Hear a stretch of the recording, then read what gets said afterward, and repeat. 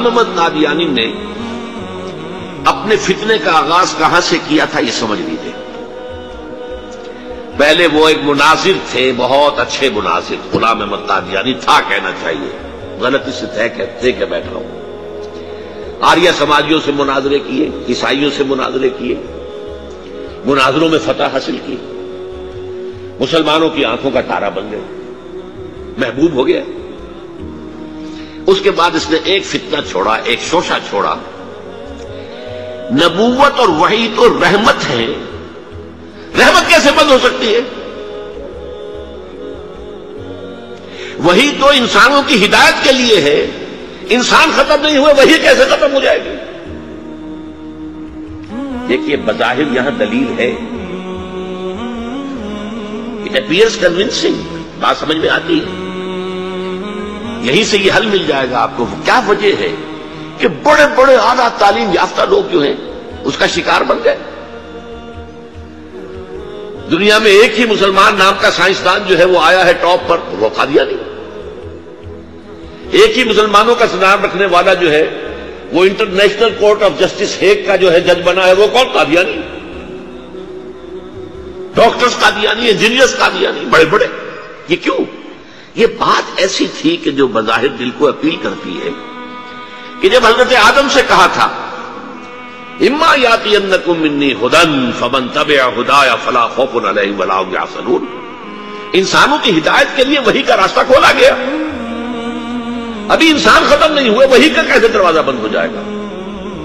اجرائے وحی کا پہلے شوشہ چھوڑا، اور جب وحی جاری ہے تو نبوت جاری ہے، لہذا پھر آخر میں آ کے نبوت کا دعویٰ کر دیا۔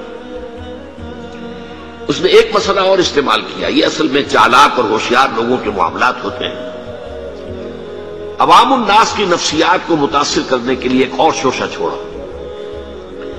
دیکھو یہ کیسے ہو سکتا ہے، ہمارے نبی حضرت محمد صلی اللہ علیہ وسلم وہ فوت بھی ہو گئے، دفن بھی ہو گئے، زیر زمین دفن ہے، اور عیسیٰ ابن مریم وہ آسمان پر اٹھا دیے گئے، وہ آسمان پر ہے، کیسے ہو سکتا ہے؟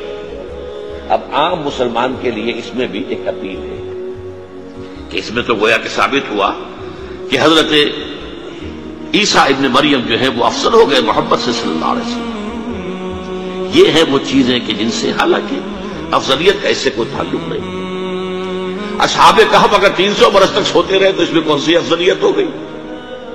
کوئی افضلیت کا سوال نہیں۔ اس اعتبار سے حضرت عزیر کو اگر 100 برس تک مردہ رکھ کر اللہ نے دوبارہ زندہ کر دیا، کون سی افضلیت اس میں ہو جائے؟ اللہ کی قدرت ہے، اللہ کر سکتا۔ لیکن عام آدمی کو اپیل کرنے والی باتیں ہیں، لہذا اس نے شوشہ چھوڑا کہ نہیں یہ غلط ہے، یہ مولویوں کے ڈھکوسلے ہیں، یہ قرآن مجید میں صراحت کے ساتھ نہیں ہے، یہ حدیثوں کے اندر ہے، حدیثوں کے بارے میں جو ہے وہ ہم اطمینان نہیں کر سکتے کہ حضرت مسیح جو ہے وہ سولی نہیں چڑھائے گئے، وہ سولی چڑھائے گئے، وہ فوت نہیں ہوئے، البتہ زخمی ہو کر وہاں سے اتار لیے گئے تھے، پھر ان کا علاج معالجہ ہو گیا، پھر وہ علاقہ چھوڑ کر کشمیر میں آ گئے، یہاں آ کر ان کا انتقال ہو گیا، یہاں دفن ہوئے، یہاں کشمیر میں ان کی قبر بھی موجود ہے۔ یہ دو ایشو ہیں جو اس شخص نے اٹھائے، اور اس سے عوام الناس جو ہیں جن کے اندر کے علم کی پختگی نہیں ہوتی، یا جذباتی طور پر آپ انہیں متاثر کر سکتے ہیں، یا جیسا کہ میں نے پہلی بات کہی تھی اس میں تو یقیناً ایک وزن کی بات نظر آتی ہے کہ یہ رحمت ہے، وہی رحمت ہے، نبوت رحمت ہے، اللہ کی رحمت بند ہو جائے گی کیسے؟ اب اس کا جواب ہے یہاں۔ میں نے اس قادیانی سے کہا کہ مجھے یہ بتاؤ کہ کیا تم یہ مانتے ہو کہ اللہ کی ہدایت قرآن میں کامل ہو گئی؟ انہوں نے کہا ہاں ہم مانتے ہیں، ہدایت کامل ہو گئی۔ میں نے کہا کیا تم یہ مانتے ہو کہ قرآن محفوظ ہے، اس میں تحریف نہیں ہوئی؟ یہاں مانتے ہیں قرآن محفوظ ہے، اس میں تحریف نہیں ہوئی۔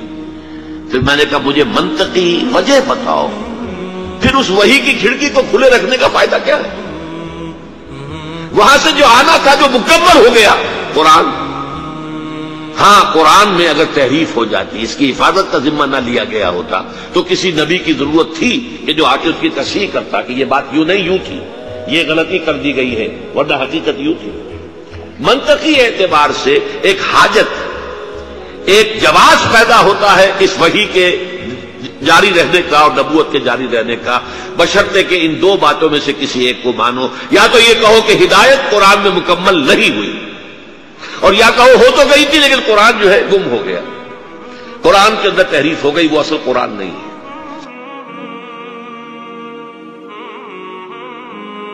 اسی زمانے میں ایک واقعہ یہ ہوا تھا، غلام احمد قادیانی نے ایک دعوتی خط لکھا کابل کے حکمران، میں بھول رہا ہوں کہ وہ امیر دوست محمد خان تھے یا امیر عبد الرحمان خان تھے، ان دونوں میں سے کسی کے سامنے وہ خط پہنچا.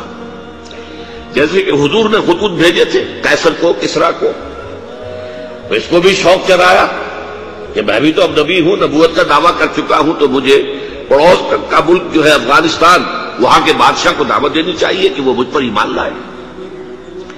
جب وہ خط وہاں پہنچا ہے تو امیر کابل نے اسی خط پہ 2 الفاظ لکھ دیے اور واپس کر دیا.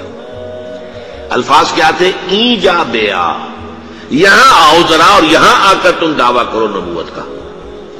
یہ تم انگریز کی چھتری تلے بیٹھے ہوئے دعوے کر رہے ہو، انگریز کے سائے تلے جو ہے، اور انگریز جو ہے تمہیں سپورٹ کر رہا ہے. تم نے جہاد کو جو ہے ختم کر دیا، دین کے لیے حرام ہے اب دوستوں قتال، حرمت ہے قتال. انگریز کو اور کیا چاہیے تھا؟ گلیڈسٹن نے، جبکہ وہ وزیر اعظم تھا برطانیہ کا، اس نے کہا تھا اپنے پارلیمنٹ میں قرآن کو لہرا کر، جب تک یہ کتاب دنیا میں موجود ہے امن قائم نہیں ہو سکتا. یہ تو جہاد اور قتال کی بات کرتی ہے. تو ان کو اور کیا چاہیے تھا کہ اگر کوئی اس قتال کو ختم کر دے، منسوخ کر دے، اور مسلمانوں میں سے جذبہ جہاد اور قتال فی سبیل اللہ کو نکال دے، تو اس سے بڑی اور کیا خدمت ہوگی. لیکن یہ کہ اگر تمہیں یہ دعوت دینی ہے تو ذرا یہاں آؤ، ایجاب یہاں آ کے یہ دعوت دو مجھے، تاکہ تمہارے 14 طبق روشن ہو، تمہیں معلوم ہو کہ اس دعویٰ کرنے کا مطلب کیا.